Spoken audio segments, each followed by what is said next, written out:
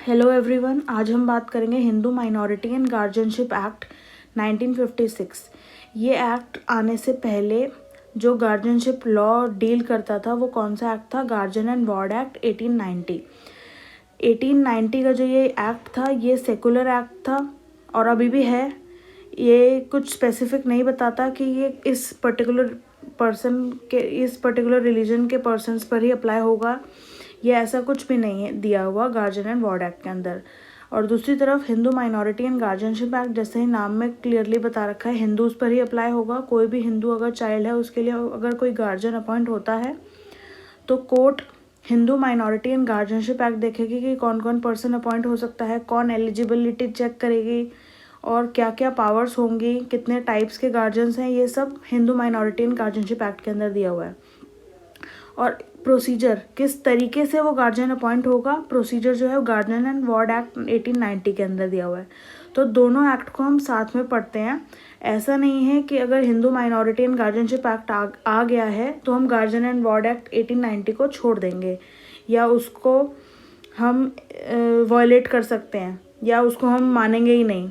तो हम उसको भी प्रोविजंस को ध्यान रखेंगे और इस एक्ट के भी प्रोविजंस को ध्यान में रखेंगे। दोनों में ही हमें बैलेंस बना के चलना है।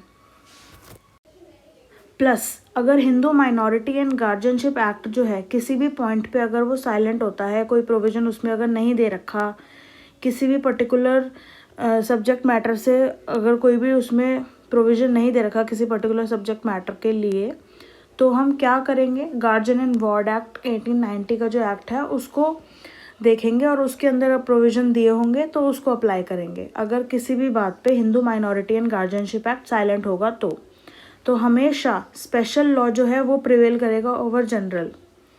ये जनरल रूल है, बट इसके अंदर क्या हो रहा है, जो गार्जियन एंड वार्ड एक्ट है वो जनरल लॉ है और Hindu minority and guardianship act जो है वो स्पेशल लॉ है। तो स्पेशल लॉ अगर साइलेंट है तो जनरल लॉ अप्लाई होगा। ये Hindu minority and guardianship act के अंदर सेक्शन 1 बात करता है commencement, enforcement and extent of the act. तो ये एनफोर्स एंड एनैक्ट हुआ था 25 अगस्त 1956 को, तो ये डेट इम्पॉर्टेंट है। सेक्शन 2 बात करता है कि ये जो एक्ट है ये इन डेरोगेशन नहीं है गार्जियन एंड वार्ड एक्ट, तो हम दोनों ही एक्ट को एडिशन में पढ़ेंगे। ऐसा नहीं है कि कोई एक एक्ट आइसोलेशन में पढ़ा जाएगा, दोनों एक्ट एक साथ पढ़े जाएंगे। Hindu minority and guardianship act के अंदर types and powers of guardian बताया हुआ है, दूसरी तरफ गार्जियन एंड वार्ड एक्ट के अंदर procedure of appointment of guardian बताया हुआ है कि किस तरीके से अपॉइंट होगा। सेक्शन 4 बात करता है डेफिनेशंस की, कि कौन कौन सी डेफिनेशन दे रखी है। फर्स्ट है माइनर, कि पर्सन माइनर कब कहलाया जाएगा? 18 ईयर्स से कम का कोई भी चाइल्ड वो माइनर कहलाया जाएगा। गार्जियन कौन होगा? गार्जियन वो पर्सन होगा जो टेक केयर करेगा उस या तो माइनर के पर्सन की, मतलब माइनर की, या फिर उसकी प्रॉपर्टी की, या दोनों की। तो ये गार्जियन हो गया। गार्जियन किसी के बच्चे के लिए भी अपॉइंट हो सकता है, उसकी प्रॉपर्टी के लिए भी अपॉइंट किया जा सकता है और दोनों के लिए भी, कि वो बच्चे की भी देखभाल करेगा और प्रॉपर्टी की भी। अब गार्जियनशिप के कुछ टाइप्स होते हैं कि कितने टाइप्स के गार्जियन होते हैं। फर्स्ट होता है नेचुरल गार्जियन, जैसे पेरेंट्स, मदर और फादर, और इसके अंदर एक हस्बैंड भी आता है। अगर माइनर गर्ल है और उसकी मैरिज हो जाती है तो जो उसका हस्बैंड होगा वो उसका नेचुरल गार्जियन बन जाएगा, ना कि उसके पेरेंट्स रहेंगे उसके नेचुरल गार्जियन। तो अगर माइनर गर्ल की मैरिज हो जाती है तो उसका नेचुरल गार्जियन कौन होगा? हस्बैंड।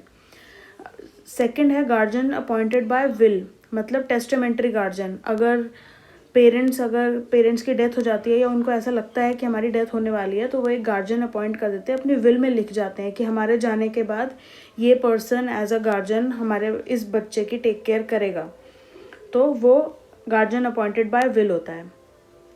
थर्ड होता है गार्जियन अपॉइंटेड बाय कोर्ट, कि अगर पेरेंट्स जो हैं वो उन्होंने कोई भी अपॉइंट नहीं करा टेस्टामेंट्री गार्जियन और नेचुरल गार्जियन की भी डेथ हो चुकी है, तो उस केस में क्या होगा? कोर्ट अपॉइंट कर देगी एक guardian for the benefit of the child, क्या उसकी प्रॉपर्टी के लिए। अगर कोर्ट को जैसा भी ठीक लगता है तो वो वैसा डिसीजन ले सकती है।